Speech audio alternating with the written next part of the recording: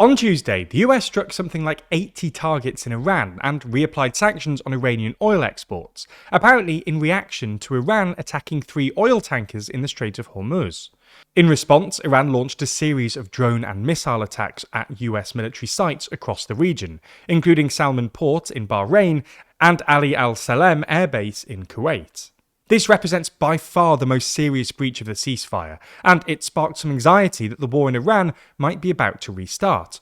Not least because only last week, during an appearance on the Michael Knowles show, Vice President JD Vance seemed to imply that the US was only using the ceasefire to build back up its oil reserves. So I think what the president has told us to do is use this MOU to sort of refill the world's oil economy, to refill some stocks, and then to see where the hand is. So, in this video, we're going to explain why, tempting as it might be to Trump and co, the US can't actually afford to restart the war. At least, not yet.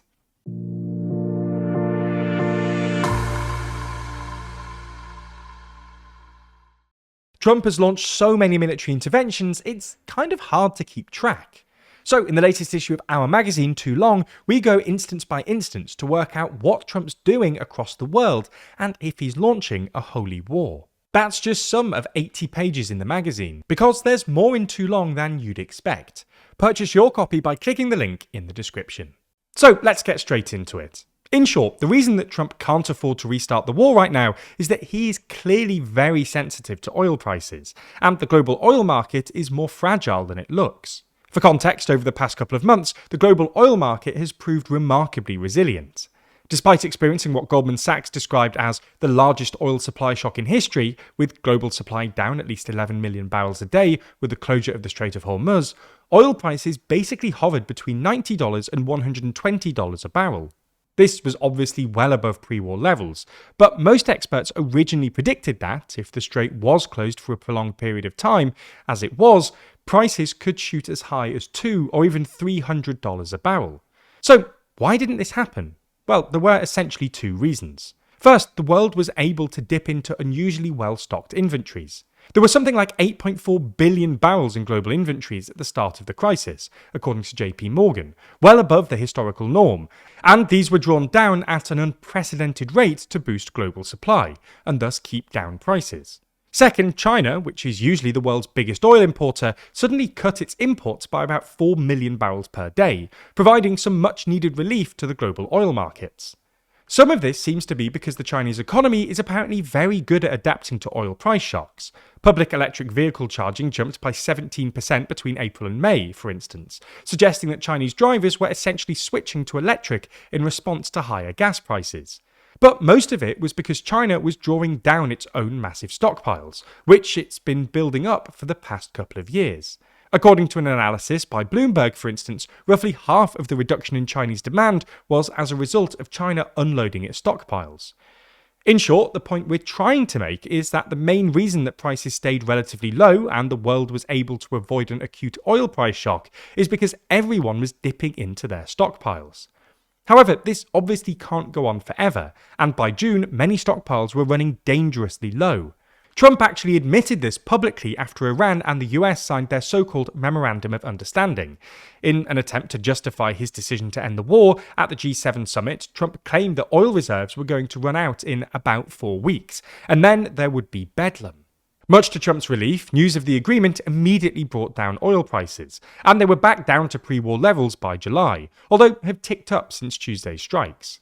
However, this does not mean that the oil market is as resilient as it was pre-war, because obviously stockpiles are a lot more depleted than they were going into the war.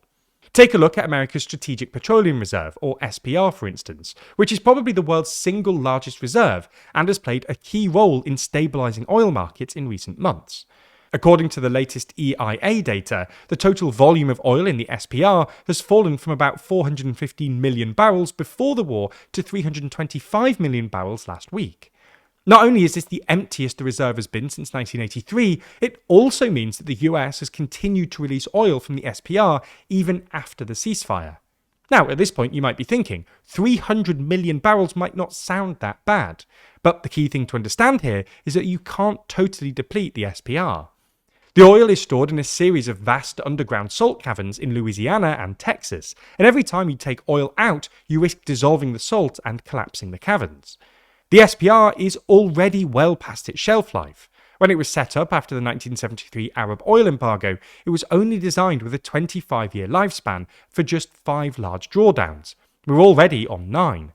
Furthermore, you need to have, at an absolute minimum, something like 160 million barrels in there at all times to maintain operational pressure. The point we're trying to make is that the SPR is already under strain and can't be totally depleted. Most other large oil reserves have similar limitations, which is why JP Morgan reckons that things start to get really difficult when global inventories drop below 6.8 billion barrels. It's also worth noting that, as well as reclosing the Strait of Hormuz, Iran could further reduce global supply by closing the Bab al-Mandab, another maritime strait between Djibouti and Yemen that connects the Red Sea to the Gulf of Aden. The Bab al-Mandab has become increasingly important to global oil markets in recent months, in large part because Saudi Arabia has reacted to the closure of the Strait of Hormuz by redirecting oil that would have previously been exported via ports on its eastern coast to ports on its western coast, where it can then be exported via the Red Sea and the Bab al-Mandab. Exports through the Bab al-Mandab have duly risen from about 3 million barrels a day before the war to more like 8 million today, or roughly 8% of global supply. Iran could effectively shut the Bab al-Mandab by either getting the Houthis, who control much of western Yemen and are widely considered an Iranian proxy, to harass passing ships, or just do it themselves, using longer-range missiles and drones. This would take the total shortfall on global oil markets from 11 million barrels a day to more like 20 million barrels, forcing an even faster drawdown of any remaining stockpiles. This all means that, unless he's happy to risk not just higher prices but outright shortages, Trump can't afford to restart the war. This might change in the future if global stockpiles recover, but this will take months, if not years. This is an incredibly nuanced story though, with plenty of outlets reporting online, and even now we can see that there were 638 sources reporting on it. But how can we be sure that what we're reading isn't hugely biased? Well, that's a problem we face when making these videos too, and luckily that's where this week's sponsor, Ground News, comes in. For this story in particular, most of the sources reporting come from the centre. If we dig deeper into how the story is being framed, you can quickly see the contrast in how the story is being reported across the political spectrum. Some sources on the left emphasise escalation and oversight, while right-leaning sources frame the same strikes as justified punishment. We're only able to get this level of deep analysis and transparency in reporting because of Ground News, who we've been partnered with since 2023. Their incredible website and app collects thousands of articles, putting them all in one easy-to-access place to help expose outlets' political bias, how reliable their reporting practices are, and who owns them, with all of their information backed by ratings from 3 independent news monitoring organisations. By now, you know how much we appreciate Ground News, and how we're such massive fans of all their features, but especially their blind spot feed. If you're not familiar though, this is where you can discover everything that's being disproportionately reported by one side or the other, whether it's a mile from your house or on the other side of the world. And that just scratches the surface of what Ground News has to offer. They're completely subscriber funded, so there's no corporate influence deciding what you see, and we partnered with them to get you the same 40% off unlimited access Vantage plan that we use. Get that by clicking the link in the description. Go to ground.news/TLDR or scan the QR code on screen, and you'll be supporting an independent news platform working to make the media landscape more transparent.